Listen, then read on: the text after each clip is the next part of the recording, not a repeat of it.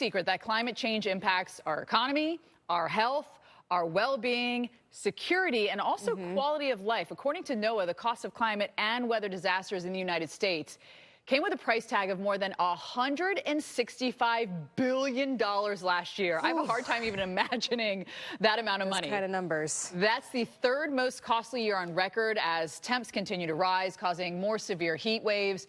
Coastal flooding worsens by sea level rise. The cost of climate risk will likely continue to jump even more in the coming years. To share more insight on how Americans are losing money during extreme weather, we want to bring in Ted Jenkin. One of our faves. Yeah, the CEO of Oxygen Financial and founder of TedSays.com. Yes. Ted, let's talk about the widespread impact first of the extreme weather on America here and how that really affects our finances. Is it just our homes or is it more than that? It affects it in a big way. Look, 57% of Americans say they incurred some type of cost for extreme weather. That's 1 out of 2 people in America. And people don't just figure out in the United States. We're talking globally, the impact on food prices, on energy bills, on property damage overall. I looked at the last 40 years. It's more than $2.7 trillion of damage that's done, let alone everything else that affects Americans. So let's get into some specific examples. What are some of the ways extreme weather can affect us here in the United States when it comes to costs? Right. Well, the first thing is energy bills. I think we're all facing this in general, but 32% was the hike in energy bills when it comes to air conditioning or heating or electricity, but certainly food prices altogether. When you look at something like the frost that may happen in Brazil, that affects coffee crops, and you look at the fires in the Pacific Northwest, that can affect wheat prices as well, and those food costs, their inflation right now is crushing Americans. On top of it, you have the extreme weather, and of course, property damage. You have busted pipes, you have floods, you have fires, all these kinds of damage, and even things like the earthquakes we saw in New Jersey here, people have damage from that when they don't even expect it. But Ted, insurance, I mean, that's also, it's got to be in that category as well. Is that one of the things that we're spending the most money on right now to protect ourselves? This is the highest level we've ever seen in homeowners insurance and car insurance in America. And in places like California, insurers are starting to say, this is way too expensive for me. I just don't want to do business in the state of California, which is going to make an even higher cost on Americans. And you look at the extreme weather, take something like your car.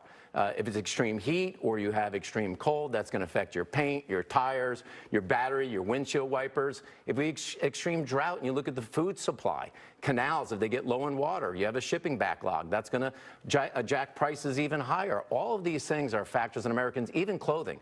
A lot of people want to wear green clothing. They say, I want to make ethical fashion choices. Well, guess what? When cotton's up 45%, you can't do that. It's too expensive. So these are the things that are facing a lot of Americans, a lot of hidden costs that we don't think about them every day. Sheesh. Can they 3D print clothes yet? We have a lot of conversations about 3D printing here, and so that's something we talk about a lot. So what are some other expenses maybe that people don't think about? We talked a lot about those hidden expenses, but is there anything else that we need to be thinking about when we think about climate change and what effects it could have on what we're paying? Well, I think everything's going to go up, but I think insurance is front and center in here. I really think the #1 issue, look, people are experiencing this in Florida and California right now. When you have mudslides, when you have fires, when you have floods, when you have hurricanes, insurers are saying, look, this is the cost of doing business. And then if you have other insurers that say, I'm getting out of the business, I saw this happen in the long-term care industry. A lot of people said, this is way too expensive.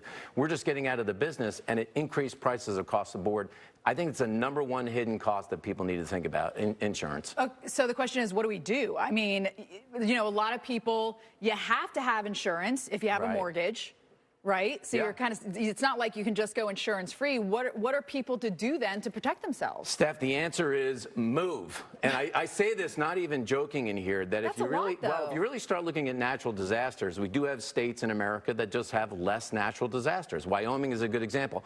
I predict Michigan is one as an example. I predict in the next decade, Detroit will be one of the best cities to buy real estate.